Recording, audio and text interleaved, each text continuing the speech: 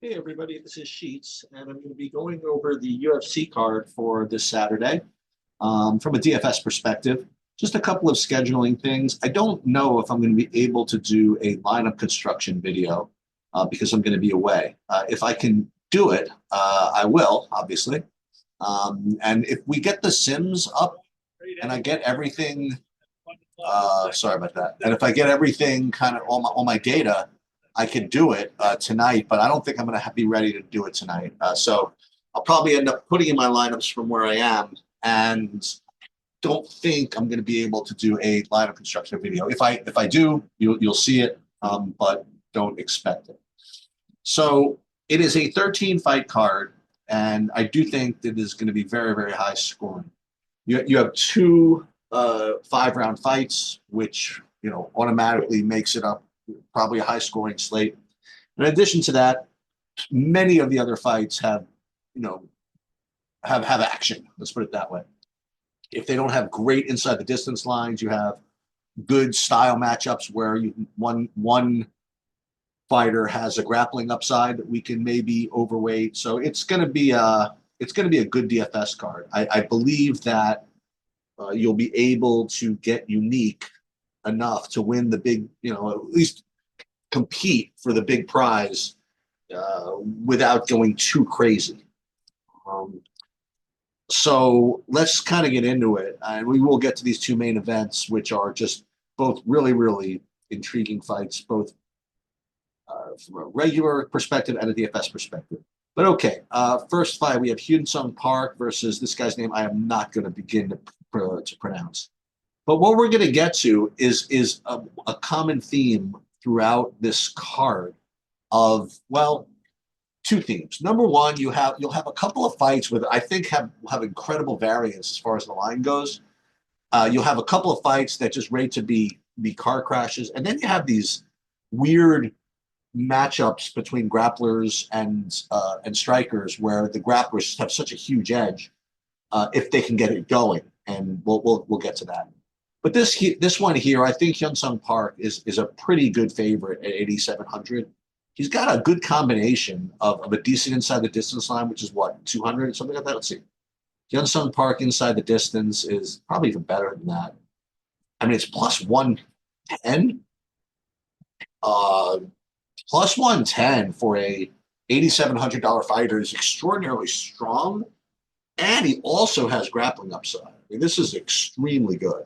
So I think Hyun Sung Park is very, very good play here. As far as his opponent, um, he is, his path to victory, I think, is going to be more just kind of catching him with a KO. So if that's the case, we really have to focus in on his inside the distance line. And it does only look like plus 450, plus 460. So it doesn't look like he's going to be one of my underdogs here. So right off the bat, Hyun Sung Park looks really good.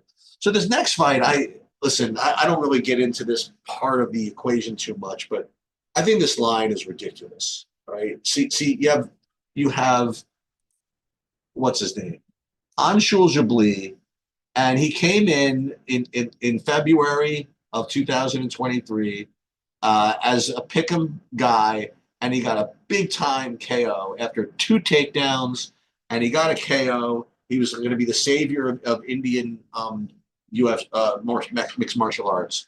Then in October, he was 9,300 and a huge favorite and was totally winning.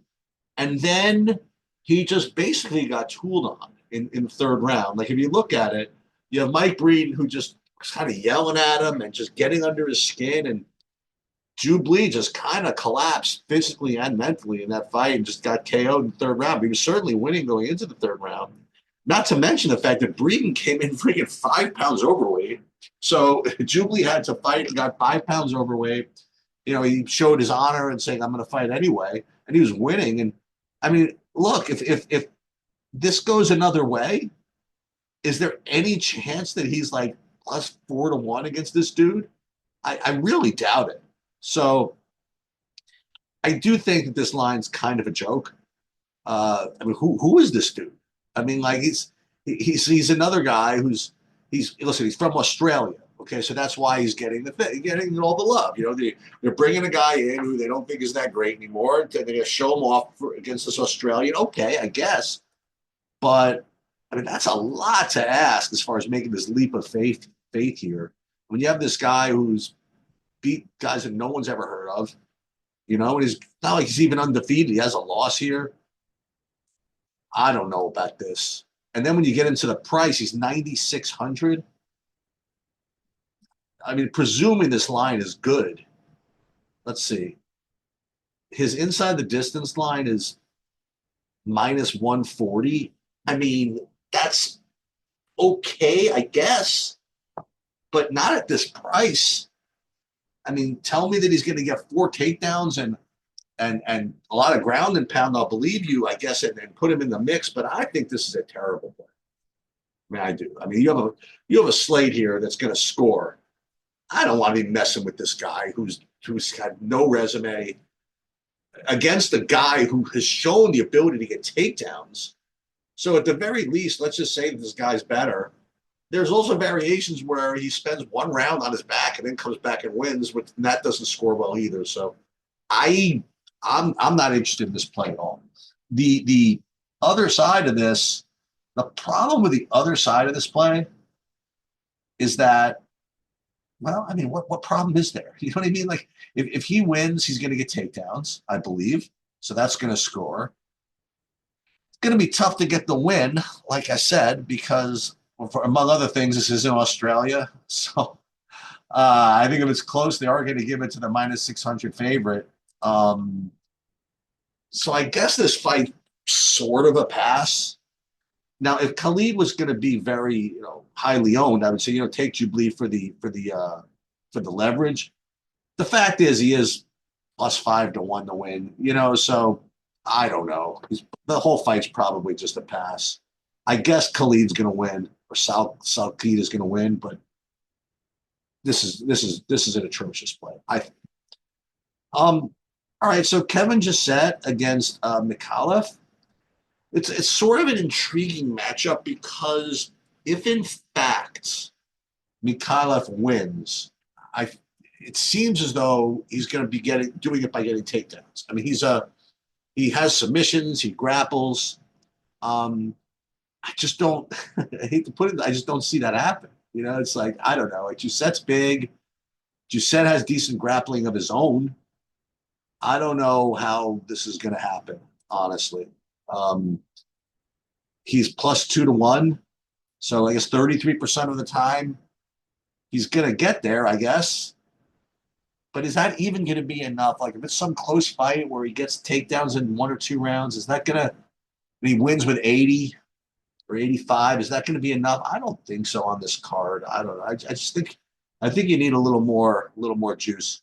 You have Jusset plus 145 inside. That's, I guess, okay. But again, you're going to need more than your Kevin Jusset performance, I think, to make it on this card, especially at 9,000. And inside the distance line, what did I say? Plus 140, and that's just no good. And with most of the wrestling upside going on the other side, I don't think that this fight's worth playing either. So right off the bat, I said it was like a great DFS card, and I can't find you anything to play in. Don't worry, we'll get there. Well, excuse me, I like Hyun-Sung Park. That's good. So now we get to Cody Steele versus Zhu Rong. I've never been upset for not playing Zhu Rong. I will say that. He's never proved me Zhu Rong. Oh, that's terrible. Nonetheless, you have Cody Steele, who's got a great combination of grappling and aggression. The only problem is actually his line is not that great. I mean, for 9,100, you usually want something better than minus 220. So that's troubling. Let's take a look at his inside the distance lines though. Steele inside, I thought it was almost minus 110. Yeah, he is minus 110, so that's good. He does have the wrestling upside, so that's good too. So I do like him here. I don't know how much better, if at all, he is than Hyun-Sung Park. Very similar inside the distance lines. very similar grappling upside, very similar power and aggression. And Park, you save 400. So I think both these guys are pretty good as far as DFS goes, but I still think Park might be a little better. But again, you can play six guys in your lineup. So who says you have to play just one of them? But I do like both these guys. So Steele, I like. Ranju, as I mentioned, I mean, it's just these Asian fighters that have been, that fight like 30, 35 times before their 21st birthday. They just, this guy just doesn't do anything for me. It's inside the distance line's terrible, plus 330. He's not going to get any takedowns on Cody Steele. I just try to find better underdogs. Or as we'll get to, you can get away with playing no underdogs. I mean, you can get away with playing just like 8K guys if you want to do that. Um, okay. Alexandra Taporia against Colby Thickness. I mean, this is something you're supposed to bet against, right? I mean, Taporia is only in, I want to say only in this because of his brother, but certainly doesn't hurt. His brother is the champ. But check this out. He's got look at his resume here. He's got a fight in 2023 in the WOW promotion. And then 2 years, 18 months before that, he's got a first round KO in the Hombres de Honor promotion. And before that, he got a 1 round finish in 6 years ago. For real? And he's going to be 4-1. I mean, if anybody plays him really and lays 4-1, I mean, I think this is bad business. Um, then you look though at his inside the distance line here. It's like through the roof. It's like minus 260. So, I mean, you have to consider it. I mean, you have to play it really in DFS, which is so annoying because you just know he's going to lose, or you just know his value is terrible. But you compare him to somebody like Sakleed, who is 300 more and with a much worse inside the distance line. I mean, Taporia, you just kind of have to play him in DFS, which really, really stinks, I have to say. Um, and the thickness, what's his inside the distance line? Plus 14. I mean, this is a disaster. So you know what you do? You play Colby Thickness in the betting markets. That's what you're always probably supposed to do. This is what you're supposed to do this week, guys. You're supposed to bet on call Jubilee and take the oops. Wait, did I have screen sharing, right? Am I good? Yeah, I think so. I'm screen sharing. Let me unshare and reshare for a second. Just see something.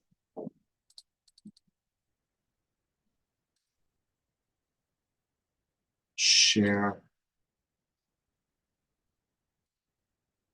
I'm already sharing this, right? Yeah, I'm screen sharing. Hope I am. If not, then this is going to be an audio version. Let me just do this again. Let's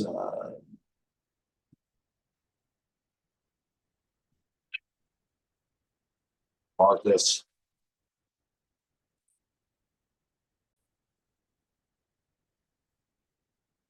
Sorry about that. So what you were supposed to do, you're supposed to bet Taporia, excuse me, thickness, a money line. You're supposed to bet Jubilee money line, but probably avoid them in DFS. Okay. Kong Wang versus Bruno Brazil. So here's another one.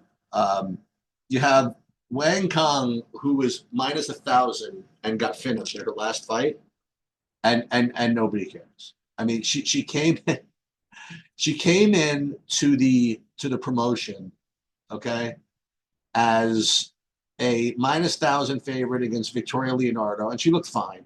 Okay, she got the worst fighter in the promotion out of there in the first round, and then she got finished by Gabriel Fernandez as minus 1,300, and they just come right back and make her minus 500 again against someone with, I don't know, someone who's done stuff, right? I mean, Bruno Brazil, that's a couple of wins. Oh, listen, Marnik Mann's not great. Sean Abana's not great, but I don't know. Got a good win over Molly McCann. Luma Lukbumi is not bad. Denise Gomes is not bad. I mean, who died and left made her a minus a plus 500 against Wang Kong. So from a betting perspective, again, I have no problem if you took a shot with Bruno Brazil. But with respect to DFS, you have to respect the line somewhat.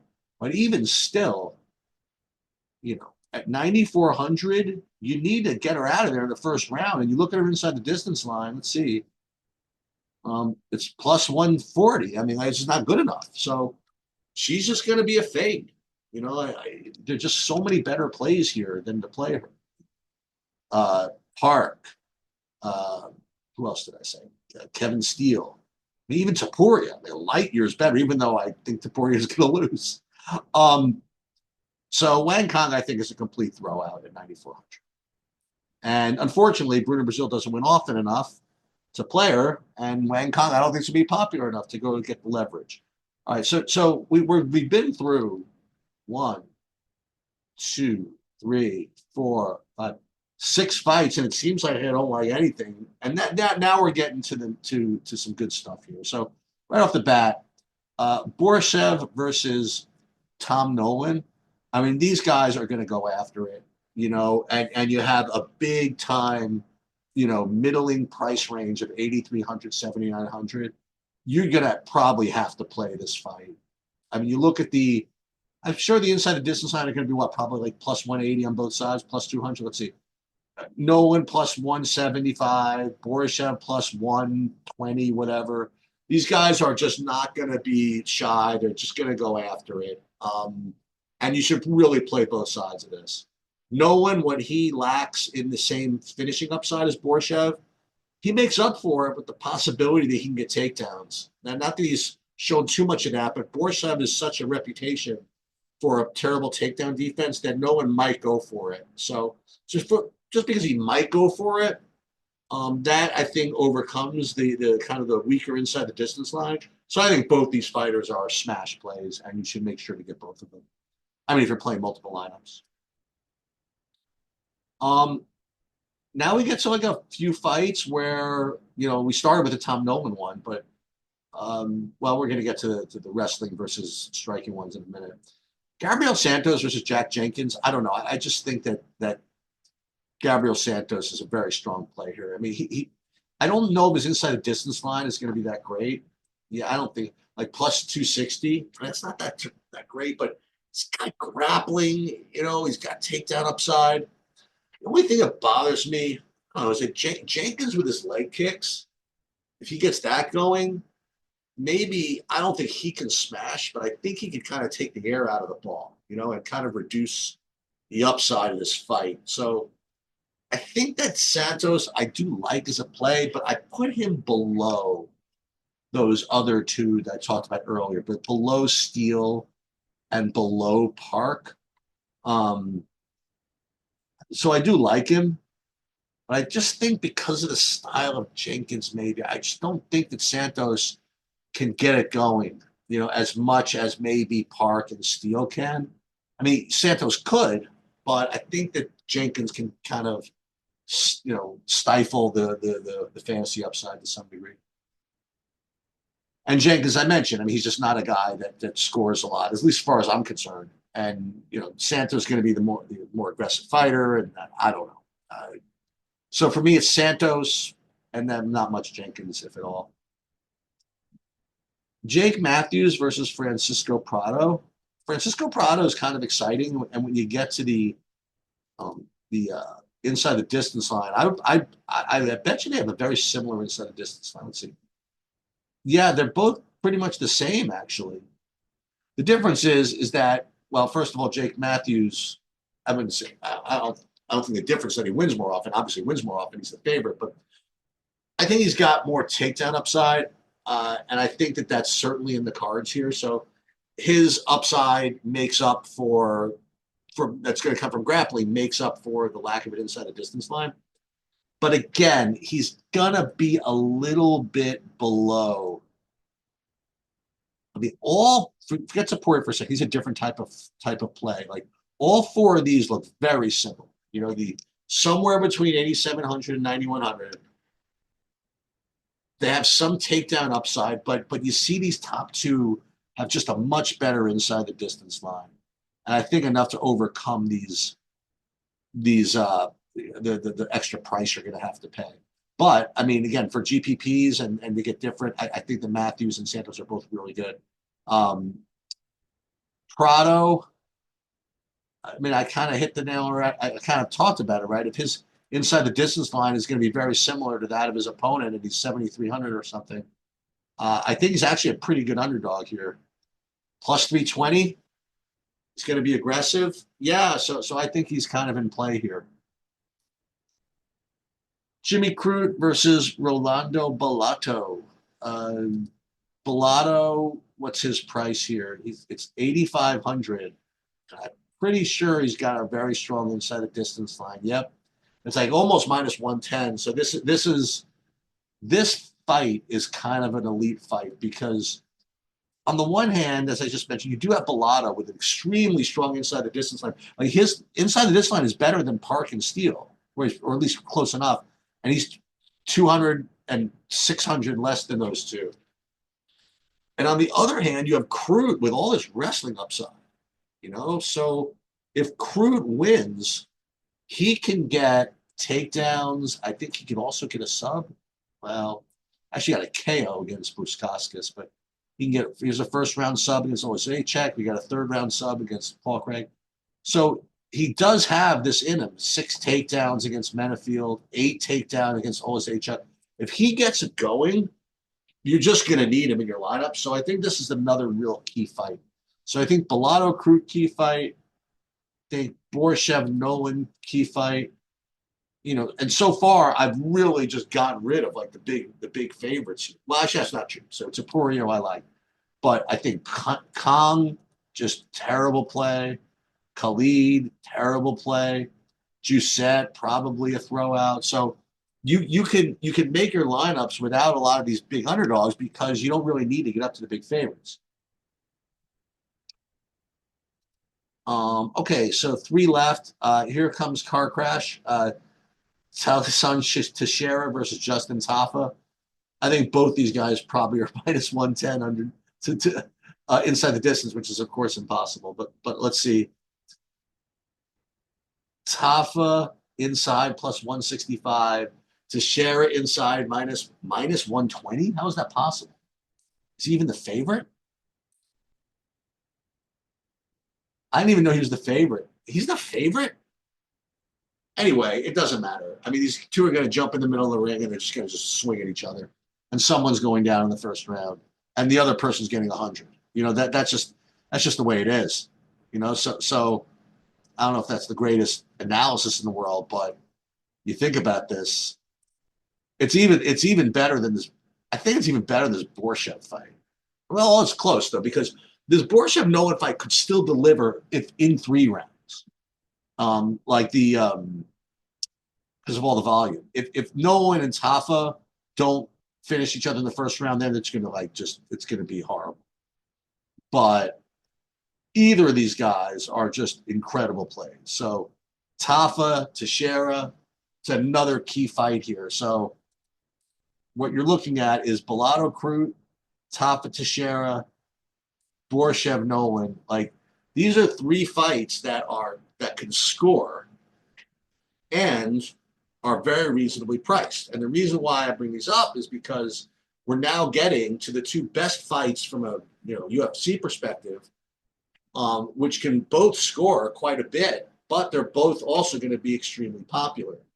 So if you want to avoid the main event and play, these types of fighters, there's decent chances that the winner of this fight outscores the winner of those main events. It doesn't work that way as far as ceiling goes, which we'll talk about in a minute. But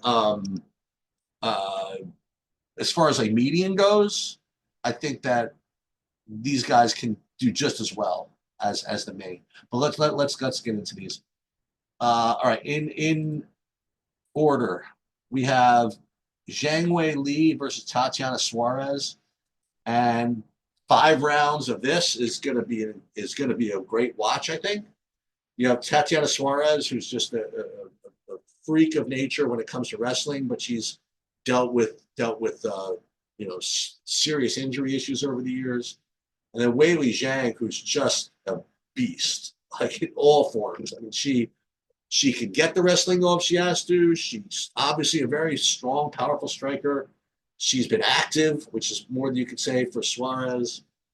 But one thing both these fighters have in common is they neither of them mind getting hit. It's like so this fight is going to be all kinds of stuff. You know, you're going to have Suarez going for zillions of takedowns. You have Zhang, who's like really quick and going to try to put out a lot of volume also.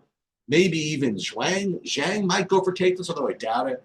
Fact is that there's just like a lot of opportunity for points to be scored in this fight. And over 5 rounds, between all the takedowns and reversals and volume, whatever, it's just hard for this fight to not get there. You know, especially when you look at the pricing. I mean, 8,200, 8K.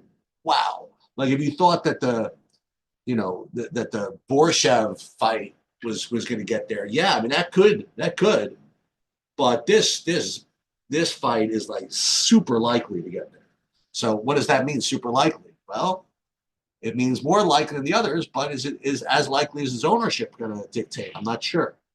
The fact is that this is going to be very popular. Both sides of this are going to be very popular, and if you want to play this one, you might not be able to play the next one, just from an ownership perspective, without making some serious concessions in the rest of your lineup. Like so, the last fight here, Duplessis versus Strickland. This is a rematch from before, and I will say also that same type of thing. These guys just fought a year ago, well, 13 months ago, and it was a pick'em, and it was a pick'em fight, and it was close. Okay, Duplessis won, whatever, but why is it 2-1 now? Because of what they've done since? I mean, what have they done since? I don't know. Strickland since then beat Paulo Costa. Tough fight. And Duplessis ran over Izzy Adesanya. So I don't know. I'm inclined to bet Strickland here if I had a bet it, but fortunately I don't. When it comes to DFS, here's what's going on. First of all, Strickland doesn't really have the same type of upside as Duplessis because he's striking only, right? And if you're striking only, you don't have a great inside the distance line. You're really focusing on volume. Over 5 rounds, though, I mean, if he wins, it's just gonna be 100, right? How is it not? I mean, if it's not 100, I don't know how he won the fight. So, at his price, 70 was it 7,600? I mean, 7,600 to get 100. That's pretty good. And we haven't really talked about underdogs that look that great. We looked at the middling guys that look great, but I don't know, man. It's Strickland. If he gets there, you're going to want him. The one that's a little bit interesting to me is the Duplessis side.